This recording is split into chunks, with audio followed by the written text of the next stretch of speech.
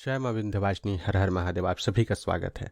आज हम श्री दुर्गा सप्तशती के पाठ में पाठ करने के समय में जो सामान्यतः लोगों से गलतियां हो जाती हैं, जिनसे कि देवी दोष बन जाता है, उसके ऊपर चर्चा करेंगे।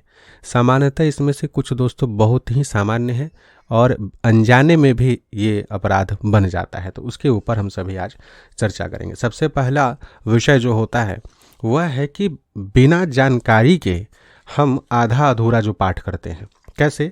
यह विषय तो अलग है कि संस्कृत का उच्चारण आता है कि नहीं आता है, लेकिन कई बार ऐसा होता है कि नए लोग जिन्हें सप्तशती पाठ की पूरी जानकारी नहीं होती है, वह 13 अध्याय देखते हैं कि अच्छा इसमें 13 अध्याय है, तो उन 13 अध्यायों में से पाठ किसका किसका करना है, कैसे करना है। तो वो बोलते हैं कि नवरात्र का तो 8 या 9 दिन ही मिलता है, तो वो क्या करते हैं कि पहले दिन प्रथम अध्याय का पाठ, दूसरे दिन दूसरे अध्याय का, तीसरे दिन तीसरे अध्याय का, ऐसे करते हुए मात्र 8 या 9 अध्याय तक का पाठ करते हैं। ऐसा कभी नहीं करना चाहिए। आज के समय में हालांकि बहुत से ऐसे वीडियोज आ गए हैं जिसमें कि इन विषयों को स्पष्ट किया गया है, लेकिन फिर भी कई सारे लोग, ये सामने देखने की बात है, ये गलती अपराध कर देते हैं। तो ऐसा कभी नहीं करना है कि हम मात्र 9 अध्याय का ऐसे पाठ करें, ऐसा विषय नहीं होता है। ध्यान रखिएगा, कभी भी सप्तशती का पाठ ऐसे नहीं करना चाहिए। इसका 6 अंग के साथ पाठ किया जाता है। कैसे करते हैं आगे इसकी चर्चा करेंगे। दूसरा है कि अगर आपको संस्कृत में उच्चारण नहीं आता है, आपने कभी जीवन में संस्कृत का उच्चारण नहीं किया है, भगवती का पाठ करने के लिए आप सीधे संस्कृत में पाठ करने जा रहे हैं, तो आपको पता होना चाहिए कि किस प्रकार से इसका पाठ किया जाता है। यह आप किसी विद्वान से अगर सीख लेते हैं, किसी जानकार व्यक्ति से जो सप्तशती पाठ करने वाले हों, चंडी पाठ करने वाले व्यक्ति हों, साधक हों, ब्राह्मण हों, या कोई माता हों जिन्हें कि शाक्त दीक्षा आदि प्राप्त है और वो करती हैं पाठ, तो उनके सानिध्य में बैठ करके विधिपूर्वक आप सीख लीजिए, उच्चारण को शुद्धतापूर्वक जान लीजिए, उनके समक्ष अभ्यास कर लीजिए, तो अति उत्तम है। अशुद्ध उच्चारण से दिक्कत होता है। उदाहरण के लिए कई ऐसे प्रकरण प्रचलित हैं जो संत महात्माओं के द्वारा बताया जाता है कि इस प्रकार से गलत उच्चारण करने के कारण से पाठ का फल बदल जाता है। पहले भी कई बार इस विषय पर बताया जा चुका है, तो यह ध्यान रखें कि उच्चारण शुद्धतापूर्वक हो। आप एक देखिएगा, श्री दुर्गा कवच का पाठ करने के समय में कई सारे लोग हड़बड़ी में कई सारी गलतियां कर देते हैं। तो उनमें से एक गलती यहाँ पर आता है। ये 6ठा श्लोक जो है, आप देखिए, आप भी अगर ये गलती करते हो तो ध्यान दीजिएगा। विषमे दुर्गमे चयो भयार्ताः शरणम गताः है, भ या र ताः, भयार्ताः। अब कई लोग इसको भरताह पढ़ देते हैं, भर्यताह पढ़ देते हैं। ये दोनों चीज़ गलत हो जाता है। ठीक है, भरताह पढ़ना, भर्यताह पढ़ना, तो ये बहुत छोटा सा एक उदाहरण है। ऐसे कई गलतियां हड़बड़ी में हो जाती हैं, तो इसका उच्चारण शुद्धतापूर्वक करें, नहीं तो फिर अर्थ का अनर्थ हो जाता है। इसमें आप यह बार बार ना कहें कि भाव प्रधानता से मां प्रसन्न होती हैं। संस्कृत के जो मंत्र होते हैं वो साक्षात देवी स्वरूप हैं। जो श्लोक हैं ये मंत्र स्वरूप हैं। सभी श्लोक एक एक मंत्र हैं सप्तशती के, और वह मंत्र क्या है? भगवती का साक्षात रूप है। कई बार इस विषय को स्पष्ट किए हैं कि हर मंत्र के स्वतंत्र, हर श्लोक जो है स्वतंत्र मंत्र है और उसके अलग अलग देवता हैं, अलग उसके कीलक हैं, अलग शक्ति हैं। तो वो मंत्र अपने आप में एक देवता का स्वरूप है। जब आप उसको गलत पढ़िएगा तो स्वरूप बिगड़ जाएगा। आपके पूरे शरीर में कहीं एक जगह स्टोन हो जाए तो आपके शरीर में पीड़ा होती है, दिक्कत होती है। तो देवता के स्वरूप को बिगाड़ने का अधिकार आपको हमको नहीं है। उससे अच्छा है कि उसे सीख करके करें, और नहीं आता है अगर संस्कृत में पाठ तो हिंदी में आप भाव प्रधानता के साथ पाठ कीजिए, लेकिन गलत पाठ मत कीजिए। एक तो यह हो गया। तीसरा विषय है कि सप्तशती का पाठ जब करते हैं तो एक प्रचलित बात है कि गाकर नहीं करना चाहिए। लेकिन कैसे गा के नहीं करना चाहिए? छंद में गाया जाता है, छंद में उच्चारण करने का विधान होता है, उसे तो आप कर सकते हैं। लेकिन सामान्यतः लोग क्या करते हैं कि बिल्कुल तेजी से पढ़ते हैं। अब पढ़ना शुरू किए, अस्तिगु हंत्रम विप्रसर्वभूतपकारकम, ऐसे जल्दी जल्दी नहीं पढ़ना है। देवस्तु कवचम पुण्यम तत्शृणुमहम, एकदम आराम से पढ़िए। जो पढ़ने का विधा है, अगर आप संस्कृत में उच्चारण कर रहे हैं तो, कि अनुष्टुप छंद में हम किस प्रकार से पढ़ें, किस छंद में बताया गया है, उस छंद का उच्चारण कैसे होता है उसे जान करके पढ़िए, ताकि किसी प्रकार का कोई दिक्कत ना हो। और अगर आप नहीं जानते हैं कि कैसे उच्चारण करना चाहिए तो सीख लीजिए, गलती नहीं करना चाहिए। इसके पश्चात विषय आता है हिल हिल करके पाठ करना। अब गाने लगते हैं तो आगे पीछे हिलने भी लगते हैं, उसमें आधा स्वतः ही एक देवी प्रवेश कर जाती हैं, पूरा हिल हिल करके मारकंडे उवाच और हिलना शुरू कर देंगे। वो अभी नहीं करना है, पाठ के समय में हिलना नहीं है, ये सब अपराध है, इससे दोष उत्पन्न होता है। अब है पाठ के बीच में बात करना। अब एक बात लोग बोलेंगे कि हमने श्लोकों को पूरा कर लिया, पंचमम स्कंदमातेति षष्टंकात नीति च सप्तमम काल रात्रिति महागौरीति चाष्टमम। हम इतना पढ़ के अब यहाँ रुक के कुछ इंपॉर्टेंट बात है तो बात कर लिए और उसके बाद फिर पुनः आगे का शुरू कर दिए, नवमम सिद्धिदात्री च नव दुर्गा अपकीर्तिता। गलत है भाई, ऐसा नहीं कर सकते हैं आप। अगर कोई इमरजेंसी आ भी गया, बात कर भी लिए, तब आपको फिर पुनः शुरू से पढ़िए, या फिर आप अगर चाहते हैं कि यह दोष ना लगे तो आप फिर पूरा पाठ, इस कवच का पूरा पाठ पूर्ण कर लीजिए। उसके बाद आप भले बात करके पुनः आचमन करके क्षमा प्रार्थना करके तब आप आगे का पाठ शुरू कीजिए। पूरे पाठ के बीच में नहीं बोलना चाहिए और पूरे पाठ के बीच में अपने आसन से उठना भी नहीं चाहिए। अगर सामर्थ्य नहीं है, लग रहा है कि हम एक बार में 13 अध्याय का पाठ नहीं कर पाएंगे, बीच में पैर दर्द देने लग रहा है, नए हैं, अभ्यास नहीं है, उठना पड़ रहा है, तो उठने से पहले जितना पाठ किए थे उतना का समर्पण कर दीजिए और दोबारा जब बैठिए पाठ करने के लिए तो आचमन करके पुनः फिर से भगवती का ध्यान आदि करके तब जो है आगे का पाठ कीजिए। यह करना चाहिए, बीच में ऐसे नहीं छोड़ना चाहिए। अब कुछ लोग ऐसा करते हैं कि उन्हें जानकारी हो गई है कि संस्कृत में कैसे पाठ किया जाता है, लेकिन उन्हें न्यास आदि की विधि नहीं आती है या नहीं पता है, तो इन चीज़ों को स्किप कर देते हैं। या नवाण का दीक्षा अगर नहीं प्राप्त है तो बिना नवाण के सप्तशती का पाठ करते हैं। ये दोनों विषय गलत है। अगर आपको नवाण मंत्र की दीक्षा नहीं प्राप्त है तो भैया ये बात तो सत्य है कि बिना दीक्षा के नवाण का जप नहीं कर सकते। नवाण कोई सामान्य मंत्र नहीं है। त्रिपुर सुंदरी भगवती षोडशी का जो मंत्र है, महामंत्र है षोडशी मंत्र, और दूसरा पंचदशी और तीसरा जो है नवाण, ये तीनों अपने आप में मंत्र राज कहे जाते हैं। तो इन मंत्रों का कभी भी आप अतिक्रमण नहीं कर सकते। ये आपके लिए एक कहीं ना कहीं कंट्रोवर्शियल टॉपिक हो जाता है, आप इस पर लड़ भिड़ जाते हैं कि क्यों नहीं कर सकते, कैसे नहीं कर सकते, जगदम्बा है, माई है। भैया नहीं है, ठीक है, वो माई अपनी जगह है, मंत्र का प्रभाव अपनी जगह है। आपको नहीं पता है कि जो उसमें बीज मंत्र हैं उसका उच्चारण आपको गकार में करना चाहिए कि मकार में करना चाहिए। आप कादी हादी शादी किस में दीक्षित होंगे, कहादी में दीक्षित होंगे, कैसे होंगे, क्या उसका पूरा विषय अलग अलग हो जाता है सबके लिए। जो आपका 4 धाम है उसी प्रकार से 51 शक्तिपीठ है। आप जब अंदर घुसिएगा तब आपको पता चलेगा कि सभी मंत्रों के लिए उनके अपने यंत्र होते हैं। हर मंत्र का अपना एक यंत्र है, हर मंत्र का। दुर्गा जी का अष्टाक्षरी मंत्र जो लोग सामान्य कर लेते हैं भैया, उसका भी है, नवाक्षरी का भी अपना। तो वो जब यंत्र का पूरा आवरण होता है, मतलब उस मंत्र की जितनी अंग शक्तियाँ होती हैं उन सबको वहाँ आवाहन करके बैठाया जाता है। उसमें पीठ पूजन होता है। उस पीठ के अनुसार आप जिस क्षेत्र में होंगे उसी क्षेत्र के अनुसार आपको दीक्षा प्राप्त होती है। ये एक सामान्य सा विषय है जो कि परंपरागत जब आप दीक्षित होते हैं तो वहाँ बताया जाता है। तो ये बात है, ये जरूरी है, इसे आप जानिए। ऐसे आप नहीं बोल सकते कि आप नहीं जान रहे तो नहीं उसका कोई मतलब नहीं है, फालतू बेकार का बात है। ये आपके दिमाग का जो कीड़ा है ना, ये आपको बर्बाद कर देगा।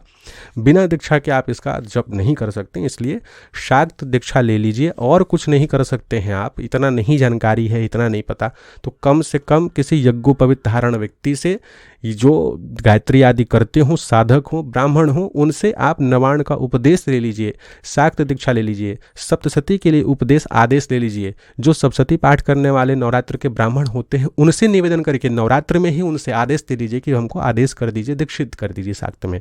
जो योगोपवीत धारण करके त्रिकाल गायत्री करते हों या 2 समय गायत्री करते हों या सप्तशती का नित्य पाठ करते हों, वो आपको आदेश कर देंगे, तो उससे आपको अधिकार प्राप्त हो जाएगा और कहीं ना कहीं आपको दोष आदि नहीं लगेंगे। इतना कर लेना चाहिए ताकि हम बिना किसी दोष के, बिना किसी समस्या के पाठ आदि कर सकें।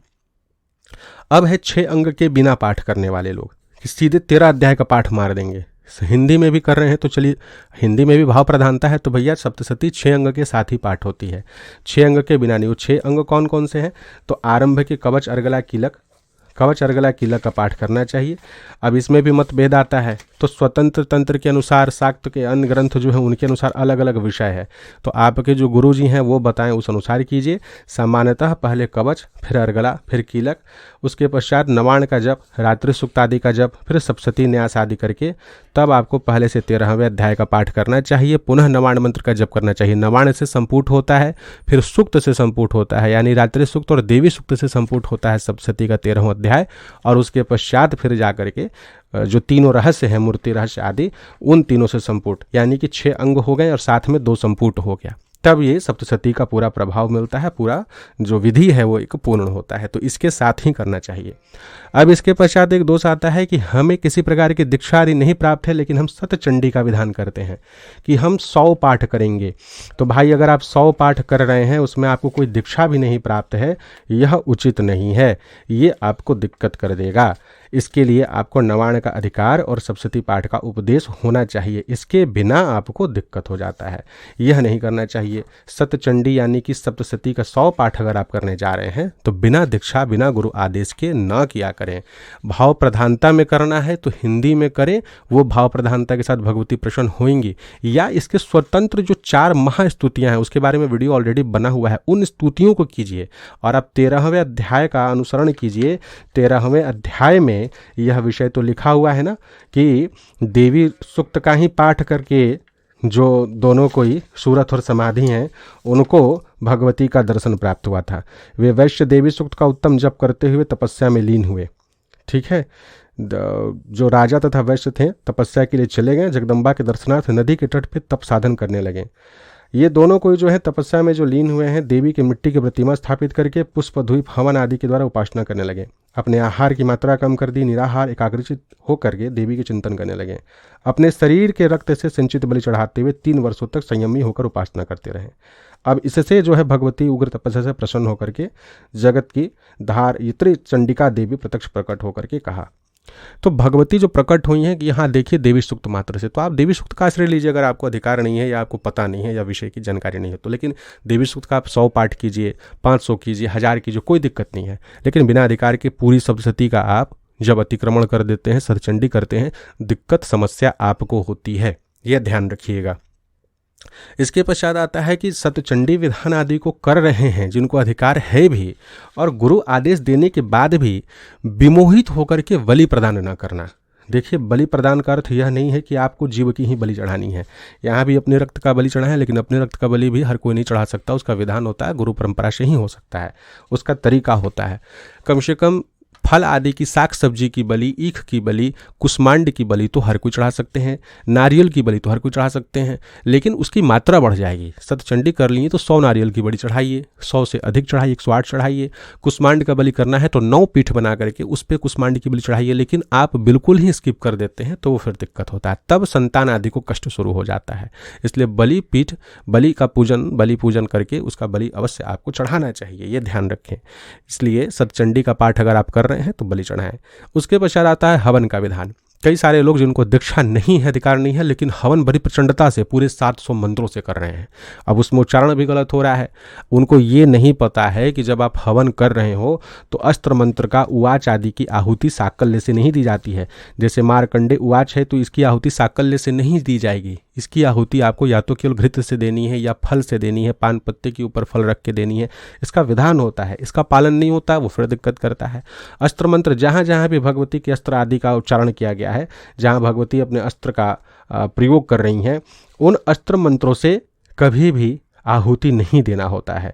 तो अब उसमें जैसे कि देखिए, शंख चक्र गदा श्रांग गृहीत परमायुधे प्रसिद्ध वैष्णवी रूपे नारायण नमस्तुते, तो यहाँ शंख चक्र गदा श्रांग ये सब अस्त्र मंत्र हो गए। इसके सिवा रक्षोग मंत्र जो हैं, दुर्गा सप्तशती के 4th अध्याय में आप चले आइए, तो 4th अध्याय में आपको स्तुति करने के पश्चात जो 23 मंत्रों का श्लोकों का जो स्तुति है, इसके पश्चात सूलेन पाही नो देवी पाही खड़गिन चाम्बिके, यह जो मंत्र है 24, 25, 26, 27, इन 4 मंत्रों से आहुति आप नहीं दे सकते हैं साकल्य की। या तो पाठ करके छोड़ दीजिए या फिर उसमें घृत आदि की आहुति जो है प्रधान व्यक्ति वो देंगे।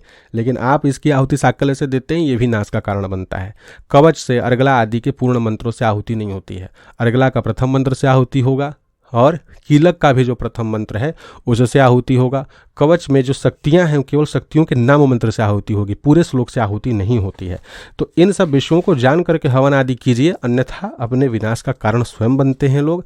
घर में मांगलिक कार्य रुक जाते हैं, शादी ब्याह पूरा रुक जाएगा, उसके बाद करते रहिए, बहुत परेशानी होती है, शादी ब्याह जल्दी फिर नहीं हो पाता है, मांगलिकता जो है नष्ट हो जाती है इसमें। क्योंकि आप अस्त्र मंत्र के द्वारा क्या कर रहे हैं, अग्नि का जब आवाहन करते हैं, जब उसमें वरद नाम अग्नि आती हैं, अग्नि जो माँ स्वाहा हैं, उनको आप आहुति मुंह में क्या दे रहे हैं, कवच के जो अस्त्र मंत्र है उससे। तो अस्त्र आप उनके मुख में दीजिएगा तो मुख बिंधेगा, आप मुख में उनको अस्त्र मंत्र दे रहे हैं, मुख बिंदेगा तो आपका कल्याण ही करेंगी ना। तो कभी भी पौष्टिक मंत्रों का ही केवल आहुति करना चाहिए सामान्यतः, बिना गुरु के जानकारी के, उनसे आदेश लिए बिना। और उसमें फिर विधि होता है कि किस अग्नि को कौन सा मंत्र देना है कवच सिद्धि आदि में, वो ऐसे नहीं करना चाहिए। यहाँ जो प्रथम मंत्र है कीलक का, विशुद्ध ज्ञान देहाय त्रिविधि दीप चक्षुषे, यह पूरा मंत्र श्रेय प्राप्ति निमित्ताय, इस मंत्र की आहुति आप स्वतंत्र रूप से 108 दे सकते हैं और जयंती मंगला कालिका भी दे सकते हैं। तो इन विधानों को जान करके आप कीजिए, गलत हवन, गलत पाठ, गलत विधि विधान से आप सप्तशती न कीजिए। ये प्रमुख 7 विषय थे जो आप सभी के समक्ष रखना था, ताकि आपसे किसी प्रकार का कोई अपराध ना हो और आप सही प्रकार से सप्तशती पाठ कर सकें। अगर आप अदीक्षित हैं, आपको संस्कृत उच्चारण करने नहीं आता है, तो रात्रि सूक्तम, देवी सूक्तम, चतुर्थ अध्याय की इंद्रादि स्तुति जो है वह, इन सभी का पाठ कीजिए। एकादश अध्याय के जो 35 श्लोक हैं स्तुति के, उनका कीजिए। उससे भगवती की पूर्ण कृपा और आशीर्वाद आपको प्राप्त होगी। संस्कृत में कीजिए, गा के कीजिए, लेकिन अनाधिकृत रूप से करेंगे तो आपकी हानि है, और आपकी हानि यानी सनातन की हानि है। आशा करते हैं आप विषय को समझेंगे, किसी योग्य व्यक्ति से इस नवरात्र दीक्षित होकर विधि सीख करके करेंगे, ताकि आपका कल्याण अवश्य हो। जय मां विंध्यवासिनी, हर हर महादेव।